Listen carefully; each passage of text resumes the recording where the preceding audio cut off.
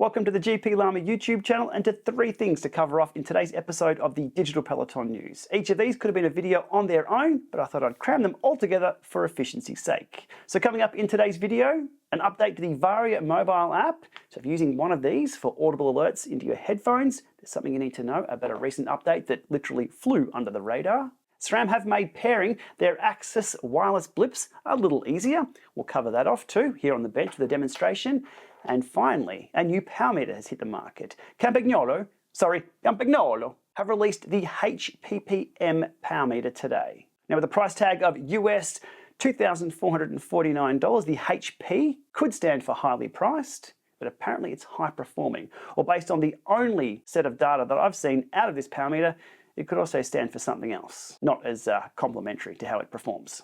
Okay, kicking things off with the details about the updated Garmin Varia mobile app on both iOS and Android. One single changelog line, and they state here that this version of the app has added an alerts over other media setting to sounds and alerts. This setting plays your Varia alerts at a louder volume than other media, such as music. Now, putting this to the test didn't quite do what it said. What it actually does, it reduces the noise of anything playing, so it can play those alerts and they sound a little louder. Once the alerts have finished, your sound volume comes back up. I'll show you exactly what that's about right now by pulling up my phone here. I have a 400 Hertz test tone. I'll hit play on that. Hopefully that's coming through. I'll start this Varia. The Varia mobile app is in the background, which I will load here. And as it connects and plays those tones, you can hear the 400 Hertz dip down and come back up. I'm only playing that 400 Hertz as I don't want to play any commercial music. If you're playing podcasts or anything like that, it drops down the volume, plays those alerts, and then brings the volume back up. I can put this in test mode. It does that with the volume. Now that setting can be changed by going the 3 dots there at the top. Sound and alerts, alerts over media, toggling that off. Gee, that's getting annoying. And that doesn't bring the sound down to play those alerts. There we go. It just keeps playing. It just keeps playing whatever you've got playing there. Let me turn that off. That is extremely annoying. Alrighty. Now for me personally, I didn't really like that dipping down my podcasts or music. Those alerts are quite identifiable when they're playing in your ears for a detection and an all clear. However, depending on your hearing, your preferences, what you're listening to, that could come in handy. Okay, so that's the update to the Varia mobile app on iOS and Android. Next, we have some updates from SRAM on the wireless AXS blips, and I'll put a rival AXS rear derailleur right here. I have 2 wireless blips here and here. And this is how things should have been all along. Now, previously, to pair these wireless blips, you needed to put your derailleur or your master unit into pairing mode, pair a master shifter device, such as a lever, a blip box, or a mountain bike shifter, and then pair these. There was that extra middle step that really didn't need to take place. Now that middle step is gone, you can now pair these directly to the rear derailleur. So if I put this into pairing mode, press and hold, green light, flashes, press and hold for 4 seconds. Actually, I've got to keep an eye on that. Quick flash paired, and the other one, 4 seconds, press and hold. There we go, quick flash. These are now paired to that system.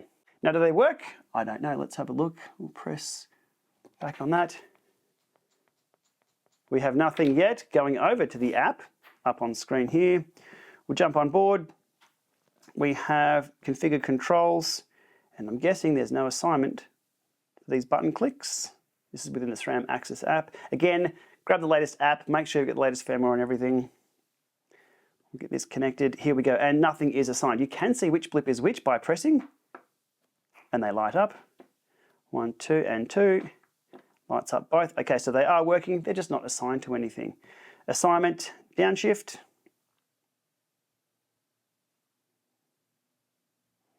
Assignment, upshift.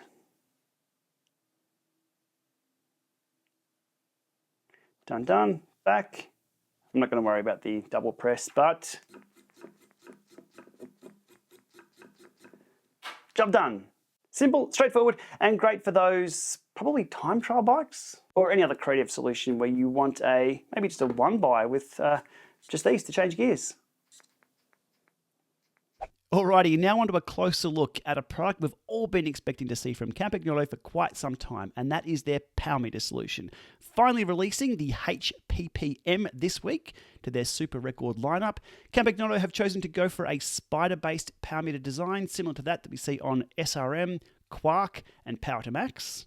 But even though there's been a lot of coverage of this power meter, the actual reviews are quite thin on the ground. But I did a bit of digging this week, and here's what we know about the unit so far. Jumping to the official website of this power meter, again, details are still very thin on the ground when it comes to actual technical specifications. We can see that it has a USB recharge cable here, and it has a data accuracy of plus or minus 1%. Now looking through the rest of the dot points here and even the additional specifications here, it's all about the crankset, not the power meter. I'm interested in the power meter. Luckily we have Road CC who are going to, well, they say... In today's video, we're going to find out if it's any good.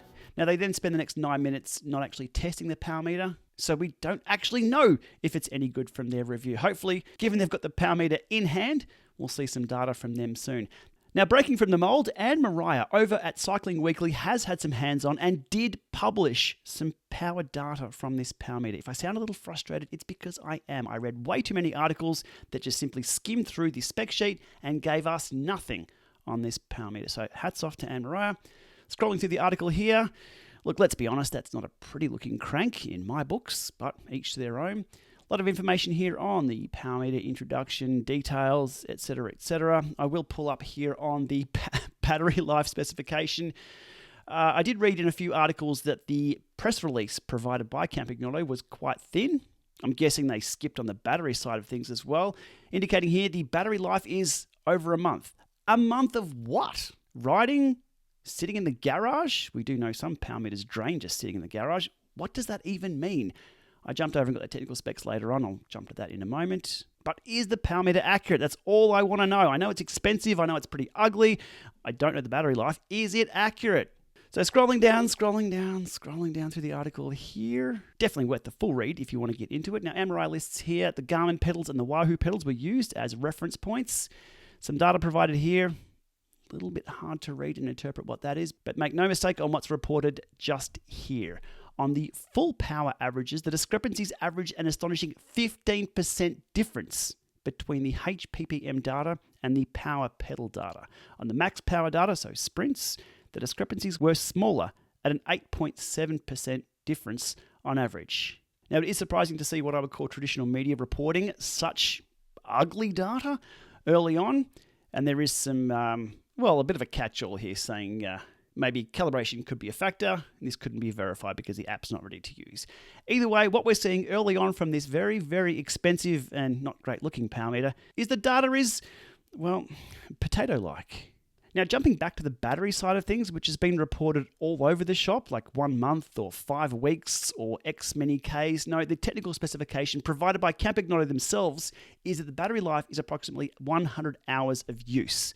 That's a little clearer for us to understand and compare to other meters. And to be honest, for a USB rechargeable power meter, that's not too bad.